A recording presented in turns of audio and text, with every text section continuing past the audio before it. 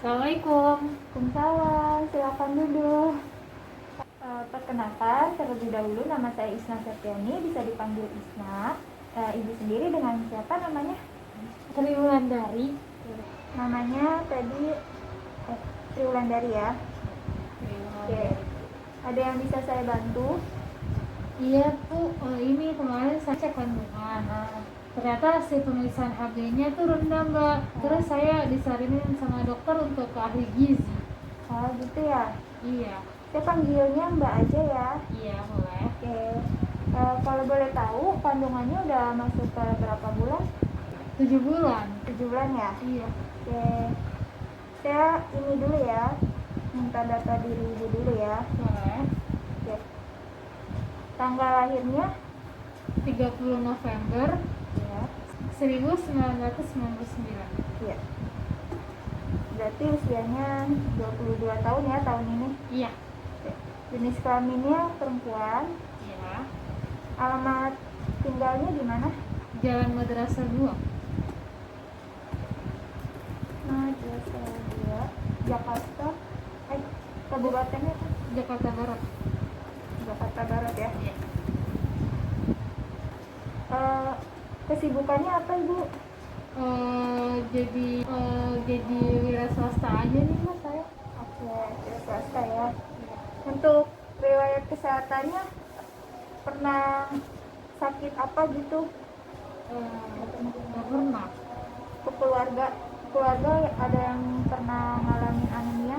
Enggak. Oke. Pendidikan terakhirnya SMA. SMA ya? Iya. Yang rokok ya mbak? Enggak.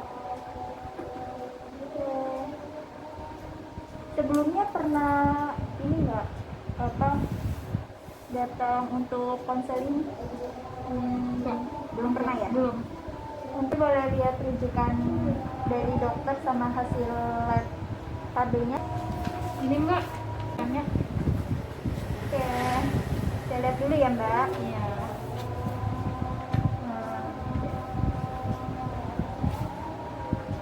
Oke, menurut hasil rujukan dokter dan hasil labnya yang sudah saya baca, di sini KB-nya ibu itu 9,8 gram per dl ya bu.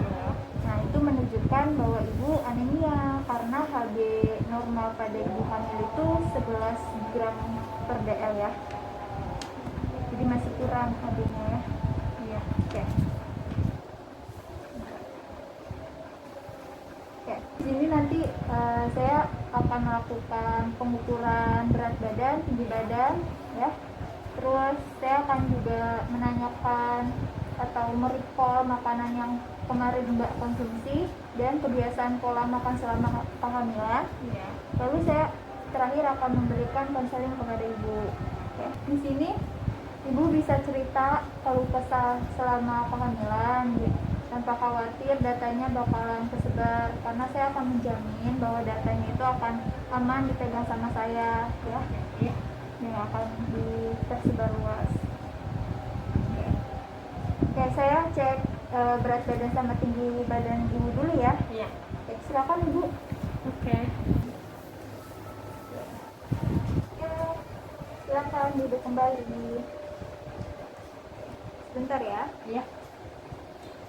Nah, di sini tadi hasil berat badan dan tinggi badan yang sudah saya ukur. Berat badan ibu itu sekarang 55 kg, tinggi badannya itu 151 cm. Nah, sebelumnya saya mau tanya dulu, ibu berat badan sebelum hamil ini berapa? 50. Oke, 50 ya. Iya. Bentar ya, saya hitung dulu. Nah, setelah saya hitung IMT ibu itu menghasilkan 21,9. Itu menunjukkan status gizi ibu normal ya. Iya. Untuk kenaikan pada ibu hamil yang status gizi normal, Iya. itu dianjurkan kenaikannya itu 11,5 sampai 16 kg. Jadi ibu harus menaikkan berat badannya sekitar segitu ya bu. Iya. Oke. Nah, sekarang kan masih kenaikannya 5 kilo nih, jadi nanti dinaikin lagi ya. agar nanti anaknya ketika lahir tidak BBLR atau berat badan lahirnya rendah. Nah, BBLR itu beratnya itu kurang dari 2,5 kg. Nah, tapi kalau nanti kelebihan juga kenaikannya itu menyebabkan anaknya obesitas, nanti akan susah untuk keluar dalam persalinannya. Kan ibu pengennya normal ya? Iya. Jadi diusahakan tetap batas normalnya. Oke, tanya dulu ya. Ibu kira-kira punya alergi nggak bu? Enggak. Enggak ya? Iya.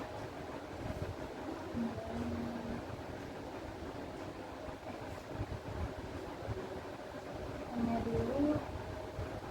Untuk nafsu makannya sudah baik? Baik. Mual muntahnya sudah tidak terasa lagi ya? Enggak. Ya, aman. Aman. Masih ada rasa kembung atau udah ada? Enggak. Enggak. Diare? Enggak sih kalau itu. Enggak ya. Gangguan menelan mengunyahnya aman ya? Aman. Ya.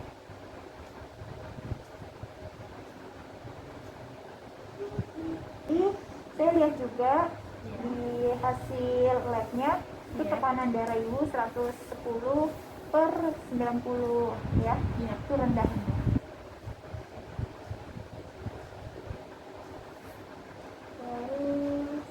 Terus saya recall ibu ya. Iya. Bentar. Untuk pola makan selama kehamilan ini frekuensi makannya itu berapa kali bu biasanya? 3 kali. 3 kali ya? Iya. 3 kali itu makanan berat ya? Iya. Nah, untuk selingannya berapa? 2. 2. Oke. Nah, dari call dari hari kemarin ya. Pas pagi hari, ibu makan jam berapa? Jam 8. Jam 8. Tuh, jam 8. Menunya apa nih bu? Nasi 1,5 centong. Terus Terus centong. iya, sama sayur bayam 1 centong. 1 centong. Iya. Lauk lainnya kayak tempe gitu-gitu oke nggak? Enggak. Enggak. Oke. Terus baru makan lagi jam berapa? Jam 12. Jam 12. Iya. Itu makan apa bu? Roti 1 bungkus. Rasa? Rasa coklat. Rasa coklat. Iya. Udah nggak pakai apa-apa lagi? Enggak. Enggak. Terus baru makan lagi jam berapa nih bu? Jam 2 siang. Jam 2 siang. Iya. Makannya pakai apa itu bu? Itu sama nasi 1,5 centong, Hah? daun singkong 2 sendok makan. Oke. Masih nggak pakai ini ya? Lauk? Enggak. Oke. Baru makan lagi Jam 7 malam. jam 7 malam? Iya. Pakainya pakai apa tuh? Sama nasi satu setengah, Hah? terus telur dadar 1 butir. 1 butir ya? Iya. Oke. Berarti nggak pakai sayur? Enggak. Ya. Nah, untuk selanjutnya ada lagi? Jepang jam 9 Jam kemarin. 9 ya? Itu biasanya apa? Susu Susu. Susunya itu berapa sendok? 2 sendok. 2 sendok. Mereknya susunya apa? Anum. Anum. Oke. Rasanya coklat ya? Iya, Atau vanila? coklat. Coklat. Oke, saya tanya dulu ya, kebiasaan ibu selama kehamilan ini biasanya makanannya itu dibeli atau dimasak? Beli. Dibeli ya? Iya, beli. Tapi pernah dimasakin atau masak sendiri gitu pernah nggak? Jarang sih masak karena nggak bisa masak. Oh, nggak bisa masak. Iya. Oke. Jadi lebih sering beli ya. Iya. Nah, untuk konsumsi tahu tempe biasanya berapa kali per minggu nih? 3 kali per minggunya. 3 kali ya. Iya. Untuk kayak hati, daging itu berapa kali seminggu? 1. Kalau hati itu apa? Hati ya? Hati 1, kalau daging 2 kali. Oke. Nah, untuk nyemil Suka nggak? Suka nyemil gitu nggak? Suka sih, kayak kuku, ciki gitu. Kerupuk ciki ya? Iya. Nah, untuk frekuensi makanan beratnya sama nyemilnya lebih banyak apa? Nyemil. Nyemilnya? Iya. Oke. Jadi gitu ya. Nah, untuk konsumsi buah berapa kali seminggu nih? Jarang. Jarang. Iya. Kalau boleh tahu, kenapa jarang mengonsumsi buah?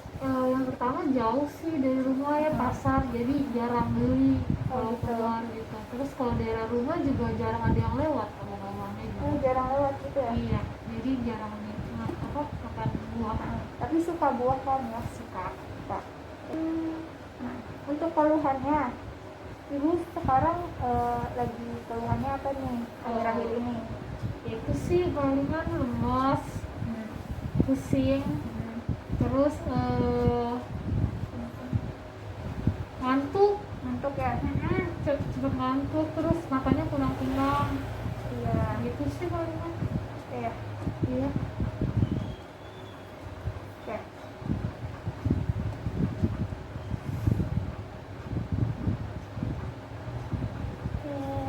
Nah, sebelumnya ibu tahu anemia itu apa nggak?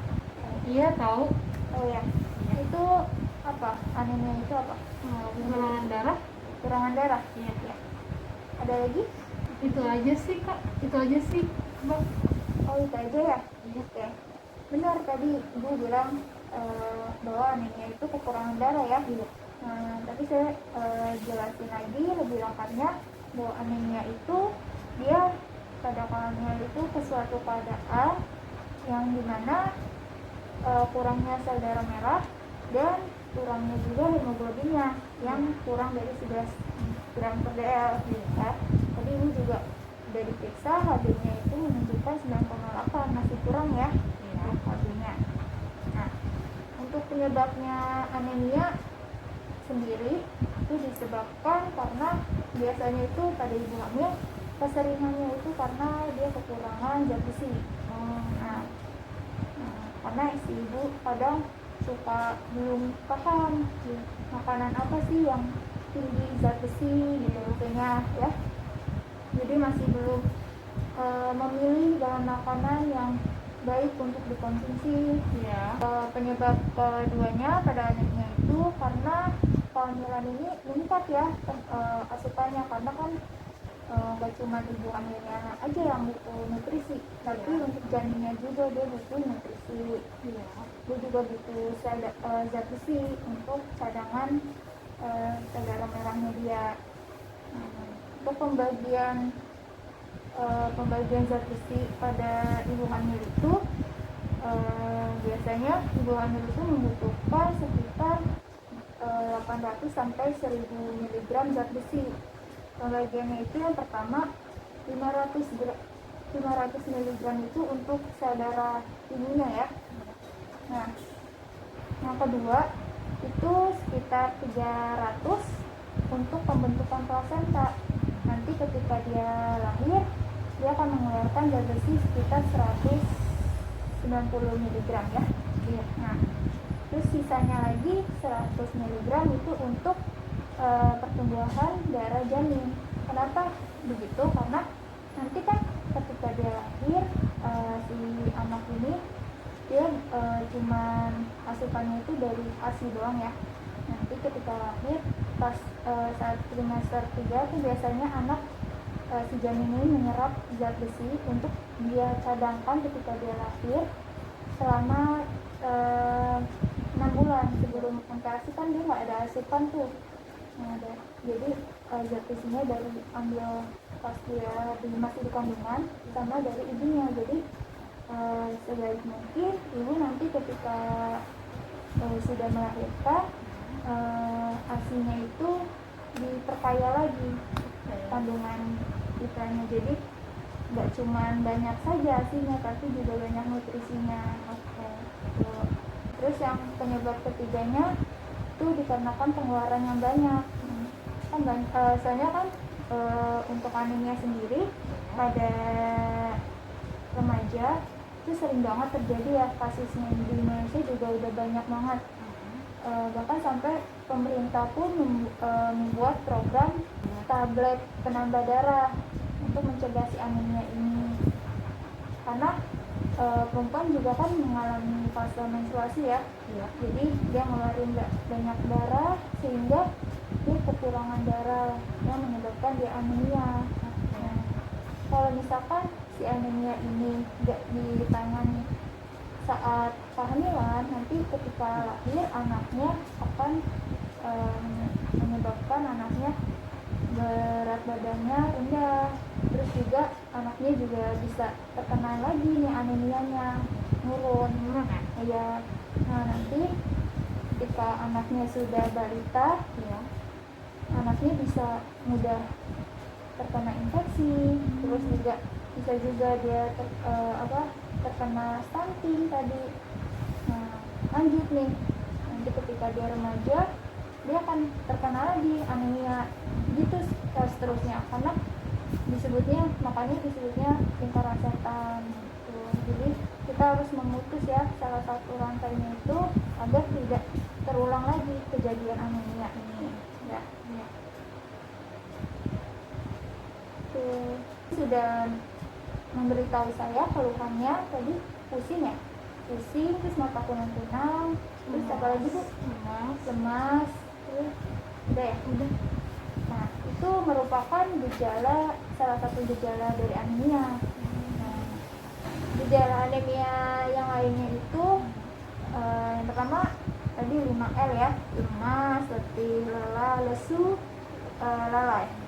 Nah, yang kedua itu dia merasa pusing.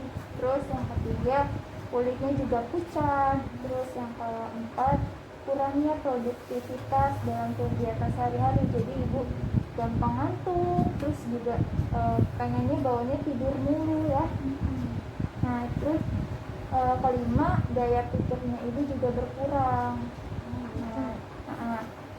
Terus ibu juga sering nyeri kepala, terus mata kunang-kunang, terus juga bisa juga menyebabkan gejalanya itu tidak nafsu makan, mual, muntah gitu ya.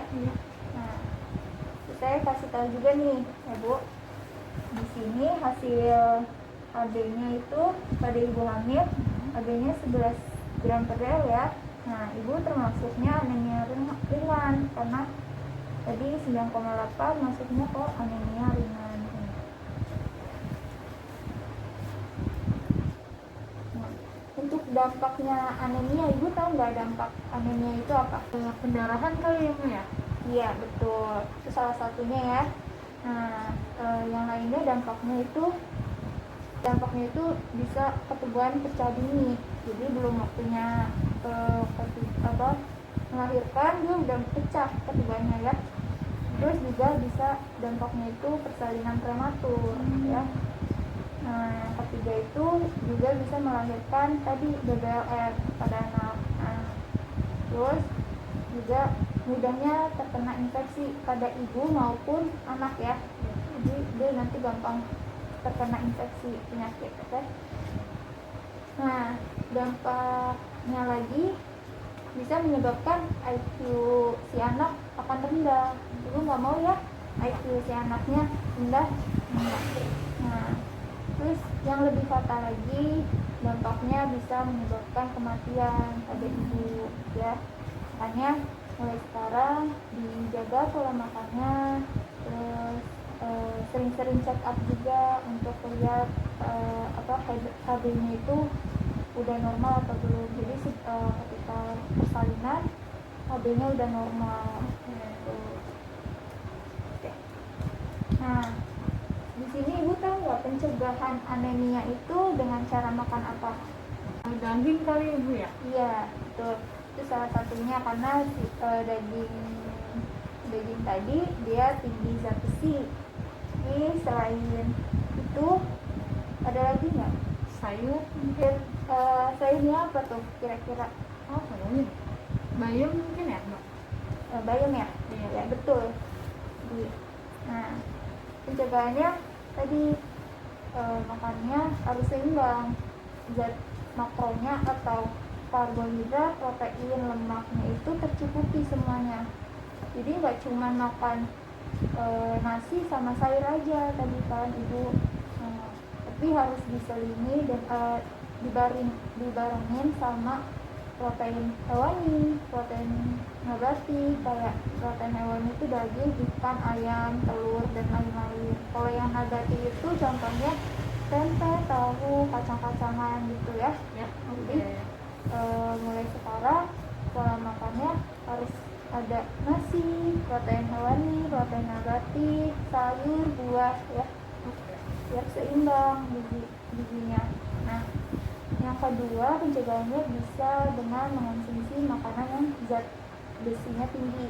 Nah, jadi contohnya itu pada daging, terus hati, terus bebek, telur, ayam, ikan, terus daging kambing, bayam, brokoli, terus kacang merah juga bisa. Nah, tapi nggak semuanya zat besi itu bisa diserap dengan cepat gitu. Ada juga yang tidak diserap banyak gitu sama tubuh. Nah, untuk yang penyerapan tinggi di tubuh itu contohnya itu pada zat besi heme. Nah, contohnya itu tadi daging ayam, hati, daging-dagingan pokoknya ya. Yang protein hewani pokoknya daging merah, unggas, ikan, terus hati gitu ya. Nah, kalau misalkan yang tidak terserap dengan baik di tubuh itu disebutnya non-heme, zat besi non-heme. Contohnya itu pada sayuran-sayuran hijau gitu. Jadi jangan cuma makan bayam aja ya, karena bayam tadi diserapnya juga dikit sama tubuh. Selain sayuran hijau juga ada telur sama buah ya. Nah, tadi kan zat besi juga ada yang nggak diserap dengan baik ya. Nah, untuk membantu penyerapan zat besi bisa dibantu dengan vitamin C. Tahu ya, vitamin C itu contohnya apa aja? Jeruk ya. Nah, iya betul, jeruk, terus tadi melon, brokoli, stroberi, jambu gitu, tomat dan lain-lain ya. Dengan asam folat. Nah, untuk asam folat ini berfungsi untuk memproduksi sel-sel darah merah dan pertumbuhan sel-sel baru pada pembentukan janin. Nah, sumbernya asam folat ini apa aja sih? Itu ada buah-buahan, sayuran hijau, kacang hijau, kacang merah, hati, terus jeruk ya. Nah, untuk mengaktifkan si folat tadi itu membutuhkan vitamin B12. Nah, sumbernya pada vitamin B12 itu pada daging, ikan, telur, dan produk susu ya, keju gitu ya. Nah, pencegahan lainnya itu bisa diperbanyak air putihnya ya. Sehari itu minimal 2-3 liter per harinya ya. Kalau digelasin 8-12 gelas ya. Ibu juga harus batasi makanan atau minuman ini ya, karena makanan minuman ini bisa menghambat penyerapan zat besi. Tadinya zat besi menyerap ke tubuh, ini dihambat sama makanan ini, jadi dia nggak bisa keserap, jadi kayak sia-sia aja mengonsumsi zat besi gitu. Itu dibatasi dulu makanan minuman teh dan kopi ya, karena dia mengandung tanin. Itu bisa menghambat si zat besi gitu. Tadi saya udah ngitung ya hasil recall zat besi ibu selama 24 jam itu ibu sudah mengonsumsi 821,3 kalori energinya. Untuk proteinnya itu 28,4 gram, untuk lemaknya itu 19,6 gram, karbohidratnya itu 129,8 gram. Nah, Terus saya juga sudah hitung kebutuhan ibu itu perharinya sekitar 2177 kalori. Di bandingannya beda ya, 800 sama 2000. Nah 2000 ini kenapa bisa 2177 kalori? Karena ibu ada penambahan kalori untuk si janinnya juga ya. Nah presentasi pemenuhannya kalorinya ibu masih kurang, jadi ibu masih 37,7% yang ibu konsumsi. Jadi harus 75, minimal tuh 75% memenuhi kebutuhannya asupannya. Nah untuk proteinnya saya hitung di sini, ibu seharinya harus mengonsumsi protein 105 gram ya, masih kurang banget dari asupan ibu yang tadi sehari ya. Iya. Nah untuk lemaknya kebutuhannya itu 60 gram. Nah itu juga masih kurang. Karbohidratnya juga kebutuhannya 305 gram, itu masih kurang juga ya. Iya. Jadi nanti kita ubah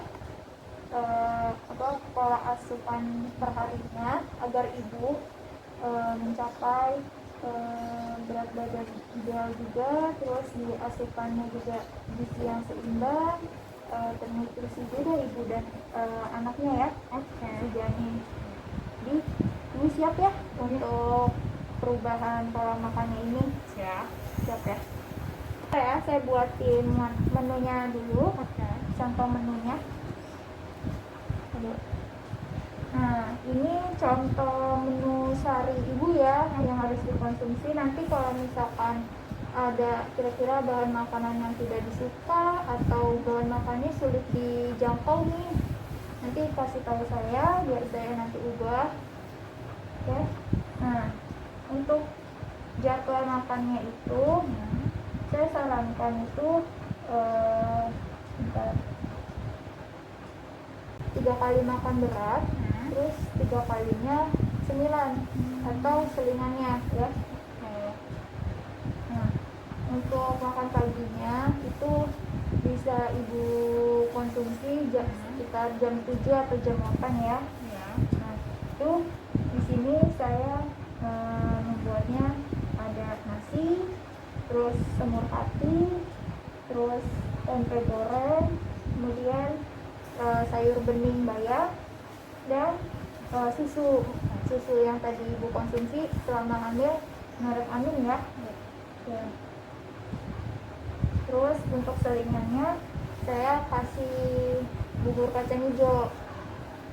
Jadi ibu nggak perlu nyemil kayak tadi kerupuk, ciki, karena kita ganti ya cemilannya jadi cemilan sehat kayak bubur kacang hijau. Terus lanjut pada saat siang hari ibu makan berat nih. Makan beratnya saya buat di sini ada nasi, terus ikan goreng, tumis tahu toge, terus buahnya itu pisang pakai buah ya. Nah, minumnya tetap air putih ya. Oke. Nah selanjutnya selingan lagi ketika jam 4 jam 4 itu ibu mengonsumsi sup daging, atau kalau misalkan nggak ada daging bisa beli ini bakso ya. Oh gitu. Nah, kan udah dijangkau juga ya bakso. Iya. Nah di sini terus lanjut ke makan malamnya. Ini saya cantumkan itu ada nasi, terus sup ayam, terus tempe goreng, buahnya itu jeruk manis ya. Terus minumnya air putih. Nah selingan lagi nih, selingan malamnya itu sekitar jam 8 sampai jam 9. Kalau tadi makan malam beratnya itu jam 6 ya. Nah terus yang tadi selingan malam Saya kasihnya itu susu yang tak ibu konsumsi selama kehamilan. Kemudian mengonsumsi cemilannya itu biskuit. Nah, biskuit sehat ya. Iya. Jadi mulai sekarang dikurangi konsumsi kayak kerupuk gitu-gitunya ya. Oke. Nah, kira-kira ada menu yang mau ibu ubah nggak? Nggak ada sih Bu, kayaknya udah pas. Udah aman ya, berarti ibu siap ya untuk merubah pola makannya. Siap. Jadi saya akan memotivasi ibu untuk pola makannya itu dijaga, karena kan kesehatannya juga bukan buat ibu aja ya, Iya. itu untuk janinnya juga. Oke. Biar sehat. Jadi